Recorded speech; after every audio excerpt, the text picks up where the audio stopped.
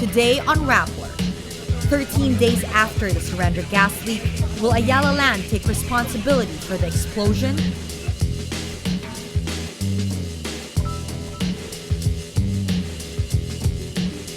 The National Bureau of Investigation recommends filing charges against Coast Guard personnel who shot a Taiwanese fisherman.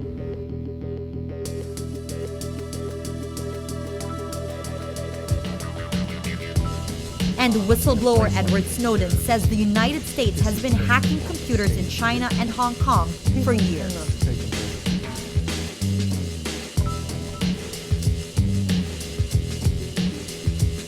Hello, I'm Natasha Gutierrez sitting in for Maria Ressa. Welcome to Rappler, your social news network. For our Rappler exclusive, 13 days after a gas leak caused the fatal blast at Surrendra, the president of Ayala Land Incorporated addresses questions in the incident that killed 3 and injured 4. When asked if Ayala will take responsibility for the blast, Ayala Land President Tony Aquino refuses to give a categorical answer, saying, "I think that the government should appropriately be the ones that make the determination." Aquino says they need to redouble the efforts to ensure the safety of tenants, but drops hints unit owners should also share the blame. In an exclusive interview with Rappler, Aquino says Surrendra requires units to install a gas detector. But he says they do not have control over what unit owners do after that. Aquino says Unit 501B, the site of the blast, had a gas detector, but they do not know if it was properly maintained. He adds it is difficult for Surrendra to monitor detectors inside units because they had to balance residents' privacy and security concerns. Aquino says this is why they, quote, need the government to make that imposition. I think that this is really where the risk comes around, because you might be completely safe on your distribution system and then all the way to the building and your building system. But unfortunately, as you start to go into the unit, then that is when you have to be able to make sure that the added checks are going to be implemented. Now, of course, very often that's a thing that you have to be able to monitor, and that's where it is producing difficulty, because as soon as you're inside a unit, it's entirely possible that some of these devices, even if they've initially been provided for, may get misplaced, relocated, and as a consequence, not be in a position to function properly. When asked whether the gas supply to Surrendra units have odorants as a safety mechanism, Aquino says they expect the gas suppliers to add odorants. Is there no such requirement? The odorant is something that is automatically supplied by the LPG gas supplier. If there's an odor? Before it leaves their factory, they typically would have that already, because again, that's the requirement. A source familiar with the probe tells Rappler the gas supply to Surrendra is odorless, despite BGC's promise of added odorants to easily determine a gas leak. Since the blast, Aquino says all safety checks in Surrendra have been redone. Surrendra's gas supply remains shut off as the probe continues. Interior Secretary Mar Roxas says it is now mandatory for all buildings in Bonifacio Global City connected to the piped and gas system to have a gas detector. In a forum with stakeholders about the system that supplies liquefied petroleum gas to BGC, Roxas says it is now, quote, an imposition to install gas sensors with automatic shut-off valves once a leak is detected. All buildings are also required to perform checks on their gas system. The mandatory checks and gas detectors is a result of the deadly explosion caused by a gas leak in a Surrendra unit on May 31. Justice Secretary Leila de Lima confirms the National Bureau investigation recommended the filing of criminal and administrative charges against Philippine Coast Guard personnel involved in the shooting of a Taiwanese fisherman. De Lima also confirms she submitted the NBI's recommendation to President Benigno Aquino. On May 10, the Coast Guard says its personnel shot dead a 65-year-old Taiwanese fisherman after his vessel sailed into Philippine waters. The shooting caused a rift between the two countries, prompting Taiwanese Premier Jiang Yiwa to impose a ban on the hiring of Filipino workers. Both Taiwan and the Philippines conducted a parallel investigation on the incident. The Taiwanese probers earlier reported the PCG had, quote, intent to murder the fisherman.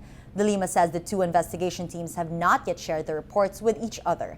She adds both countries deliberated and expressed views during their closed-door session on June 6. But De Lima says whether Taiwan will find the NBI report acceptable remains to be seen. The Bureau of Immigration orders the deportation of 12 Chinese fishermen whose boat ran aground in Tubataha Reef on April 8. Tubataha Park Superintendent Angelique Sonko says the order raises concerns the charges against the alleged poachers would be dropped. Sonko says she fears the fishermen will apply for bail soon and the case against them could slip through her hands like the ones before it. She adds, we could be left holding the statement of account of this case with no one to collect payment from. The proposed fine against the Chinese fishermen is estimated at 95 million pesos for poaching and possession of protected species. Based on documents submitted to the poll body, Senator-elect Nancy Binay spent more than 2 other winning bets in the May senatorial race. According to her Statement of Contributions and Expenditures, or SOSI, Binay spent more than 128 million pesos, more than what her competitors Grace Poe and Bam Aquino spent. Based on her SOSI, poll frontrunner Poe spent more than 123 million pesos and 7th placer Aquino shelled out more than 124 million pesos. The law requires all candidates to submit their SOSI by Thursday, 5 p.m. COMELEC Chair Sixto Brillante says they will be open for submissions until 8 p.m. because of the bad weather. Most senatorial candidates scrambled to beat the deadline with only 21 out of 33 senatorial candidates submitting on time. COMELEC Commissioner Christian Lim says the poll body will not extend the deadline. Lim says those who fail to submit by the deadline cannot assume office on June 30. The COMELEC will decide whether to fine those who fail to submit by 5 p.m. The winners who failed to beat the COMELEC's 5 p.m. deadline are Lauren Ligarda, Alan Peter Cayetano, Chiz Escudero, Sonny Angara, JV Ejercito, and Gringo Honasan. The COMELEC's Law Department declines to release the SOSIs they have so far. Musical artist Gary Granada talks about the continued inability of society to adequately address poverty. Granada is best known for his folk and pop songs like Salamat Musika, Kahit Konti, Bahay, Dam, Kanluran, and Kapag Natatalo ang Hinebra. An artist and activist, he bookmarked significant moments in Philippine history with songs of the Filipino experience. His song Bahay is a raw ballad about society's failure to take care of the poor. Our institutions really not helping out, and this is not something that is just a problem of a few families or just a few communities or maybe a sector of society. This is, if I may put it in this is an institutional question, and it is the sheer incapacity of our institutions to respond to a national reality. And if you have to, and it begs the question, why? Granada also talks about how the Philippines changed over the years. Have things changed? I think the more compelling question is, changed for who? You have an almost 8% growth, which means things have changed. And yet you have an increase in your unemployment. Yes. How do you reconcile those two things? You're talking. If you have a government who has very little imagination other than investors from other countries, you come in, you open up our property structures in the constitution so that we can encourage. If that's all you can think of, nothing is going to happen to your country. Granada says social change requires a different set of beliefs other than survival of the fittest.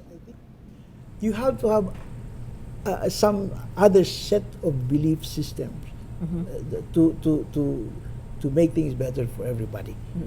And that means even if you are not as strong, even if you are not as fit as the others, you are entitled to some sufficient provision for you to actually have a meaningful and productive life. But in many ways, the reason I was... The World Bank keeps its 2013 and 2014 growth forecasts for the Philippines, despite the country's stellar 7.8% growth in the first quarter. In its Global Economic Prospects 2013 report released Wednesday, the World Bank says the Philippines will grow 6.2% this year and 6.4% in 2014, unchanged from its December and April projections. The World Bank, though, cuts its growth estimate for the global economy, saying the world would grow at an annual rate of 2.2% in 2013, down from its January estimate of 2.4%. The Rappler social media team hosts a conversation asking people how they think the Philippines will change in the next 10, 20, 50 years. Dennis Roland Jover joins in, tweeting, "No more OFWs." Edgar Hapa lists 4 things. He says, quote, increasing population, poor urban city planning, worsening weather, and clogged river system. And Jose Salazar says, hopefully social media will continue to be a viable avenue for the environmental campaigns, making people more engaged. At least 19 schools and universities in Metro Manila suspend classes Thursday afternoon because of heavy rain and flooding in some areas. Students and commuters were stranded, but some chose to brave the flood. Pag-asa says there is no tropical cyclone within the Philippine area of responsibility, but adds a southwest monsoon is affecting Luzon and western Visayas. The Weather Bureau says prepare for heavy rains, gusty winds, and possible flash floods. U.S. whistleblower Edward Snowden says the United States has been hacking computer systems in China and Hong Kong since 2000 as part of its widespread surveillance programs. In an interview with the South China Morning Post, Snowden says the U.S. National Security Agency's PRISM program, quote, extends to people and institutions in Hong Kong and mainland China. Among the targets of the hacking was the Chinese University of Hong Kong and public officials, businesses, and students. Snowden says the hacking targets are part of around 61,000 operations globally. He says this exposed the, quote, hypocrisy of the U.S. government when it claims that it does not target civilian infrastructure. The former CIA employee has been hiding in Hong Kong since May 20. He says he will fight attempts of the U.S. government to have him brought back home to face charges. Snowden says the U.S. government was trying to bully Hong Kong authorities into expelling him before he can reveal details of alleged NSA snooping of communications inside the financial and trading hub. The U.S. Justice Department launched a criminal investigation into Snowden, but the United States has not yet filed an extradition request to Hong Kong. New York-based watchdog Human Rights Watch urges the U.S. Congress to reevaluate and rewrite surveillance laws. The watchdog says the government's surveillance practices already impinge on privacy in ways unimaginable years ago. In a statement Wednesday, it says it is, quote, deeply troubled by the apparent lack of any consideration by the U.S. government for the privacy rights of non-U.S. citizens. Human Rights Watch also urges Congress to create an independent panel with subpoena powers to examine current practices and make recommendations to ensure appropriate protections for rights to privacy. North Korea blames South Korea's arrogance and deceit for the collapse of planned talks between the two countries. The two initially agreed to hold their first high-level talks in 6 years in Seoul this week, but talks were called off following a dispute over protocol. In a statement, a spokesman for the North's Committee for the Peaceful Reunification of Korea says the South side had no intent to hold dialogue from the beginning. It only sought to create an obstacle to the talks, delay, and then torpedo them. North Korea says it doubts the possibility of improving relations in the future because of the South's, quote, impolite and immoral provocative behavior. Talks were called off after Pyongyang said Seoul's nomination of a vice minister as its chief delegate was an insult. The talks would have focused on reopening suspended commercial projects between the two Koreas. Let's now look at Rappler's Wrap for today, a list of the 10 most important events around the world you shouldn't miss. At number 8, South African President Jacob Zuma says anti-apartheid icon Nelson Mandela is responding better to treatment on his 5th day in the hospital. Zuma tells AFP, "We are very happy with the progress that he is now making, following a difficult last few days." The government describes Mandela's condition as serious but stable. The Nobel Peace Laureate was sentenced to life in prison 49 years ago. He spent 27 years in prison, freed only in 1990, before becoming South Africa's first black president in 1994. And at number 10, Samsung unveils the Galaxy S4 Zoom, a variant of the Samsung Galaxy S4. It comes after the introduction of the Galaxy S4 Active and the Galaxy S4 Mini, combining features Combining features of the smartphone and digital cameras, it allows smartphone users to take digicam quality photos. The Galaxy S4 Zoom's main attraction is the 16-megapixel rear camera with a 10 times optical zoom, enhanced viewing modes, and a built-in optical image stabilization. Turning the device around reveals the Samsung Galaxy smartphone powered by a 1.5 GHz dual-core processor and 1.5 gigabytes of RAM. More details are expected to be unveiled at Samsung's premiere event on June 20. For the full top 10, visit Rappler.com's The Wrap. Barcelona football superstar Lionel Messi denies allegations Wednesday he and his father engaged in tax fraud worth more than 4 million euros or $5 million. Messi and his father Jorge Horacio Messi are accused of fiddling the taxes in a legal filing lodged by a financial crimes prosecutor. The 25-year-old Argentinian and four-time World Player of the Year says he's shocked at the accusation by Spanish financial crimes prosecutors. In a statement, he says, quote, "We are surprised about this news because we have never committed any infringement." Messi adds, "We have always fulfilled all our tax obligations following the advice of our tax consultants, who will take care of clarifying the situation." The Messis are accused of 3 crimes of defrauding the state of taxes related to income from the use of his image from 2006 to 2009. The allegations center on tax declarations made in 2007, 2008, and 2009. Every story on Rappler has a mood meter, which gives you 8 emotions to choose from. Click on how you feel and your vote comes down to the Mood Navigator in the middle of the front page, which crowdsources the mood of the day. It also gives you the top 10 stories with the most clicks. Let's check out today's Mood Navigator. Looking at the Mood Navigator, right in the center, a big green circle. Blast victim's wife mulls charges versus Ayala. This is about the Surrender blast 2 weeks ago. This has 39% of people feeling happy and 37% of people feeling angry. The circle here on the right, a different color. This one is red. This is called Lenny Robredo, disqualified because of foreign funds. This has 60% of people feeling angry and 34% of readers feeling annoyed. And another one here on the left, another green circle. Catholic school told to pay falsely accused clerk millions. This has a whopping 93% of people feeling happy and 3% of people feeling inspired. All of this contribute to the mood of the day. Today, most people are happy. That's Rappler's Newscast for today, Thursday, June 13, 2013. Visit Rappler.com and watch our newscast Monday to Friday. Tell us how you feel on our mood meter and help us crowdsource the mood of the day. I'm Natasha Gutierrez. As we say at Rappler, tomorrow begins today.